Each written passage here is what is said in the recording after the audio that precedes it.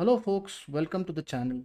If you wish to learn how to fix error 50, then let's look at the following options. So there are only two options in this. The first one is to use this command, that is dism.exe space slash image colon c backslash space slash clean hyphen image space slash revert pending actions. So let's copy this, then go to command prompt,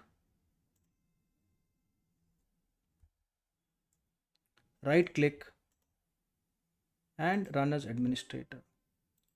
Yes, and we copy this command, this, and we enter. And this should resolve the issue. This will revert back any pending actions pending on by Windows, and this error should not appear. But if it does appear, then we have one final solution, and that is on command prompt. We'll right click, run as administrator, click yes, and we will type the command sfc space slash scan now and press enter, and this should resolve the issue. The error should no longer be generated. If this video helped you, then please subscribe to the channel. Enjoy your day.